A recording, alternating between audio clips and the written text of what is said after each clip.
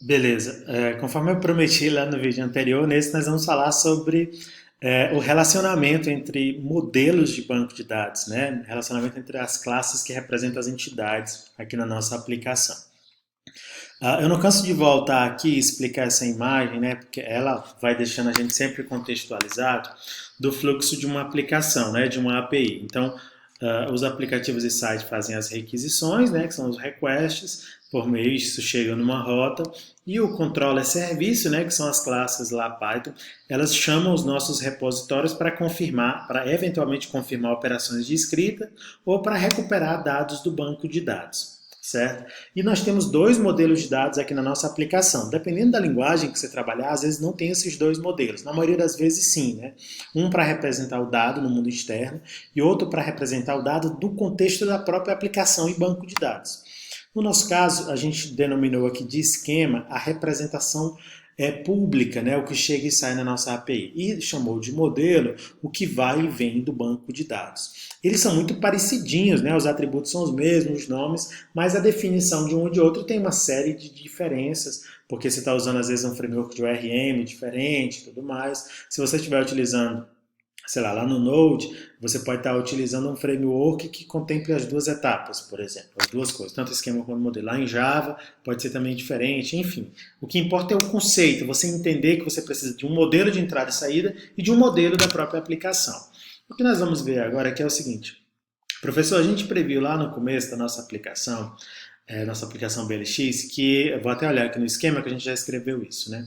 O usuário, ele tem uma lista de produtos, né? Que são os produtos que ele vende. Nós estamos aqui em esquemas, né? Que são classes, esse base model são classes aqui Pydantic, né? Classes do Fast API. Então o usuário ele tem os seus produtos, né? Produtos, né? Que é uma lista de produtos que ele, enfim, que ele vai vender lá, né? Então, a rigor seria mais ou menos isso aqui, né? De produtos, né? E inicialmente essa lista é vazia. Isso aqui é esquema de dados, né?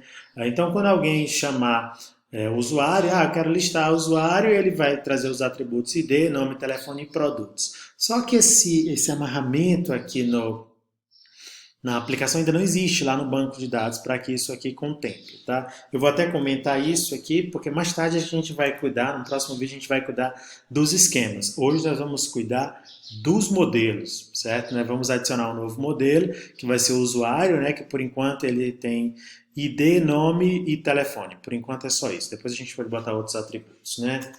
Eu vou botar a senha também, né? O usuário, então vai ser base. Perfeito, tá aqui. Vamos ver o que mais. O ID vai ser igualzinho aqui, eu vou até copiar esses dois atributos. Ele tem também um table name. Um table name, isso vai especificar lá no banco de dados qual é o nome lá. O nome da tabela, eu quero que ele utilize a tabela usuário. A senha, né? Senha, que é uma coluna do tipo string também. E o telefone. O telefone, que é uma coluna do tipo string também. Tá bom? Agora a gente precisa fechar esse relacionamento aqui em nível de banco de dados, aqui no modelo. E para isso a gente recorre aqui à nossa amiguinha, né? Então eu estou aqui no SQL Alchemy, né? Você vai sempre cair na documentação dele aqui. Acredito que não tem em português aqui, né? Mas enfim, dá para você ir seguindo devagarinho. Eu venho aqui nas docs, né? Nas documentações e vou procurar onde é que tem esse lance aqui de, de relacionamento, né? Deixa eu dar uma olhada aqui como é que a gente pode achar. ORM está aqui, configuração. Está tudo explicando aqui. É bem grande, né, essa documentação. Tá aqui no começo logo, né? Procurando, mas está aqui. Relationship Configuration, né? É isso que a gente tem uma série de coisas que a gente vai olhar nesse tutorial, porque o SQL Alchemy ele vai sair uma versão 2.0 em breve, né, pelo que eu estou vendo. E essa versão atual que a gente está utilizando, a 1.4, ela já tem muita coisa do que o 2.0 vai trazer, né? Tá bem parecido. Mas eu vou clicar aqui em Relationship Configuration e tá aqui no primeiro link, ele mostra aqui para a gente os diversos tipos de relacionamento, né? E quando vocês estudaram banco de dados, vocês viram isso, né? Então, aqui no nosso exemplo, eu vou direto para o nosso exemplo mesmo. Um usuário, ele vai ter quantos produtos, né? Vão ter quantos produtos para um mesmo usuário, né? Então, esse é um relacionamento do tipo one to many, ou seja, um para muitos, ou seja, existirá um usuário para muitos produtos, e de produtos para usuário é many to one, ou seja, existirão, né? Existirá uma lista de produtos para um usuário, tá? Esse então é um relacionamento de tipo one to many, né, do ponto de vista. Então, um usuário desse aqui, ele tem vários filhos, né, que chama de pai para filho, né? Deixa eu dar uma olhada aqui, eu até botei isso aqui no nosso roteiro, né? No nosso roteiro. Beleza, tá aqui. Então, uma classe pai, que seria a nossa classe usuário, ela tem os filhos, né? Esses filhos é um relacionamento com quem? Com qual classe? Com a classe filho. Eu boto o nome da classe aqui. E essa classe filho, ela precisa vir carimbadinha, né, com o ID de quem é o dono dela, de quem é o pai. Todo one to many é assim. Então, a classe filho, ela sempre tem o ID da classe a qual ela pertence. Então, a cada novo produto que a gente cadastrar no banco de dados, ele vai ter que ter um usuário ID, né? A quem pertence esse produto, né? Então, nós teremos aqui usuário underline ID, esse nome é você que dá. É do tipo coluna, né? E o tipo é inteiro, porque o nosso ID aqui ele vai se relacionar com o ID de lá, muito parecido com isso. É uma coluna, ela é inteira. Mas ela tem uma diferença em relação à coluna inteira normal. Ela é uma chave estrangeira, né? Foreign key significa chave estrangeira. Ela é uma chave estrangeira de uma outra tabela. Aí eu boto aqui, né? Foreign key. Eu tenho que importar esse foreign key aqui, muito provavelmente aqui do SQL Alchemy. Vamos ver se ele está aqui. Está aqui isso, foreign key. Deixa eu colapsar isso. Foreign key. Aí aqui no foreign key eu digo o nome da tabela, né, que é usuário. Isso vai dentro de aspas simples, né? Usuário.id. Pronto, desse jeito eu já vou fechar o relacionamento. Isso aqui já funciona no banco de dados, né? Então o usuário, o produto, a tabela produto, quando for atualizada lá no banco de dados, ele vai criar uma coluna usuário ID, que vai ser uma chave estrangeira para a tabela usuário ID, conforme vocês aprenderam lá em banco de dados, né? Por isso que vocês viram banco de dados no semestre anterior. E eu posso fazer mais coisas aqui, de acordo com a documentação, né? Eu quero que quando eu der um select, quando eu chamar uma classe pai, eu quero que ele carregue todos os meus filhos logo aqui para mim, certo? Então eu vou botar aqui children, né? Que não é children. Como é que eu chamo os meus produtos aqui? Enfim, eu vou chamar de produtos, né? Os produtos, os meus próprios produtos aqui.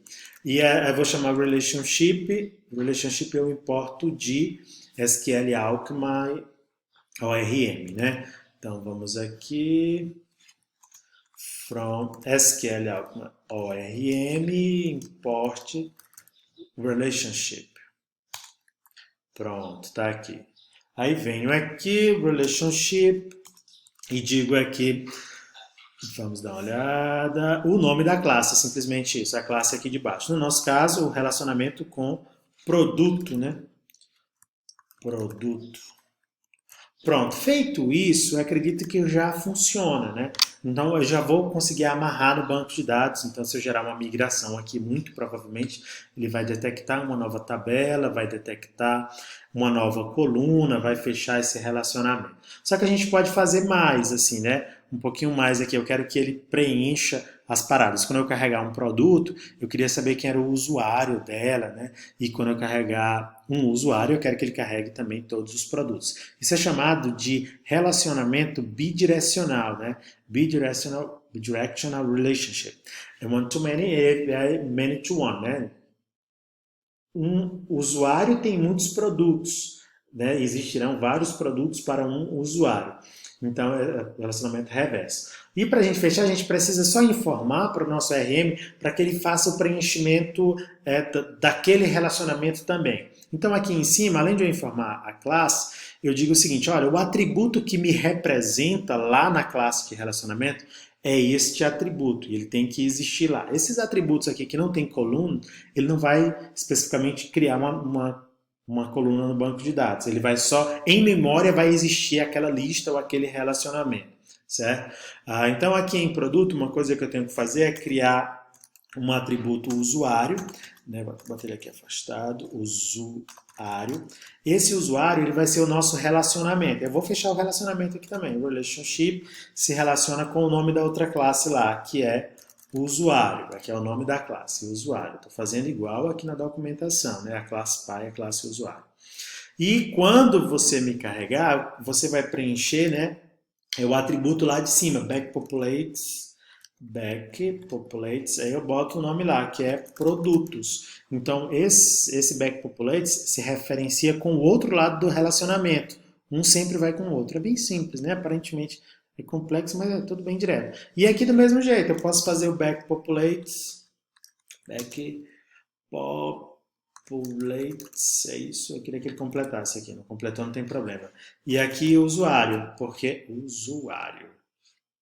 usuário, perfeito. Ele traz para cá, qual é o atributo lá que me representa? Então, em backpopulates, quem é que me representa lá em produto? É o atributo usuário, é esse cara.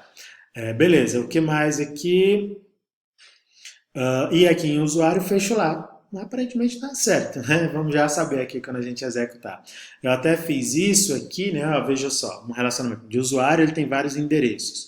Então, para você fechar o relacionamento, você tem alguns requisitos. O primeiro é, se for one-to-many, na tabela que vai ser filha, né? Ou seja, ela que tem que guardar quem é o pai dela, você tem que criar sempre o user ID, ou seja, o nome daquela tabela de relacionamento, underline ID, e especificar que ela é uma foreign key, né? Aí vocês referenciam o nome lá da tabela, mesmo aqui em banco de dados, ponto .id, tá vendo?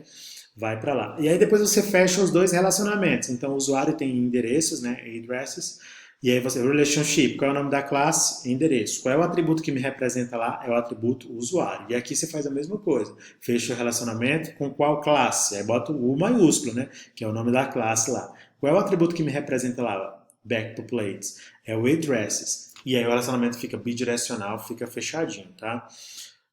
Vamos para a parte mais tensa agora. A parte tensa é ver se o banco de dados vai realmente ser gerado a partir do nosso Alembic, né? Tá tudo ok? Tudo ok, né? Vamos ver o que acontece. Ele pode dar um probleminha aqui, né? Porque a gente já tem alguns produtos cadastrados, né? Eu estou até pensando nisso aqui. Mas vamos deixar o problema acontecer que a gente resolve, né? Para eu gerar o banco de dados, vocês ainda lembram, né? Alembic, Revision, né? Que é uma nova revisão, revision. Tá aqui, o meu autocompletar está funcionando, né? Aí eu vou botar adicionado, usuário e relacionamentos. Se der errado, a gente vai atrás do erro aqui, né? Vamos lá. Olha que maravilha. Backpopulates, né? Já vi o erro aqui, ó. Muito bom. Então tá dizendo aqui, ó, relationship, né, recebeu um argumento, um keyword argument, um parâmetro nomeado que não existe. Backpopulates, populates, tá vendo como é bom? Aqui tá certo, né? Vamos de novo. Apertei aqui para as direcionais para cima para ele encontrar lá. Maravilha. Só para não dar certo de cara sozinho, né? Então vamos ver o que foi que o Alembic disse aqui, ó. Detectei uma nova tabela, usuários. Aí criou a chave primária, tudo bonitinho. Detectei uma nova coluna em produto, né? Produto, a coluna usuário ID, isso é verdade. Aí ele falou, detectei que foi adicionada uma chave estrangeira, usuário ID, né? Que se referencia a ID lá na tabela produtos. E gerou a revisão. Achou tudo, né? Achei massa isso aqui. Então você não vai precisar em atualizar manualmente o banco de dados. Só lembrando que ele gerou a revisão, ainda não está aplicada no banco de dados. Então está aqui essa nossa terceira revisão, você pode dar uma olhadinha nela, fazer algum ajuste. E ele está aqui, ó, cria a tabela usuário utilizando a sintaxe aí do Alembic, né?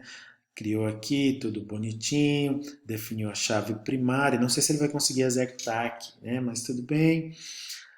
Enfim, e o downgrade é o inverso daquilo. Ele deleta a tabela, deleta os atributos que ele pode criar. Vamos executar, né? Então, Alembic upgrade head. Vamos ver se ele vai dar um not null ali pra gente, né? Pronto. Ele deu o erro lá que eu estava imaginando. Eu imagino, né, que foi exatamente isso. Copy Move Strategy. O que aconteceu aqui é o seguinte, gente. Eu vou já aqui atrás uma solução para a gente, mas a questão é muito provavelmente essa daqui. Deixa eu dar uma olhada. Como a gente já tem produtos cadastrados e a gente vai botar aqui uma nova regra em produtos, a gente está dizendo que todo produto tem que ter, tá vendo? Todo produto tem que ter um atributo chamado usuário ID e tem que referenciar para um usuário que exista. Só que esses produtos que já tem no banco de dados, aqui esses produtos que já estão aqui no banco de dados, eles não têm, não vão ter essa referência. Então ele vai adicionar uma coluna que não pode ser nula e e já tem atributos, ou enfim, já tem registros que aquilo vai ser nulo, tá? Então no próximo vídeo a gente vai resolver esse problema. Chegou aqui em 15 minutos, né? Tá bom? Então, qual seria a solução simples aqui para a gente fazer? A gente poderia simplesmente apagar os registros aqui no banco de dados, que muito provavelmente daria certo. Então vamos ver uma estratégia ou para definir como nulo aqui padrão, que é permitido ser nulo, tá bom? No próximo vídeo a gente resolve isso, que é a execução da nossa revisão.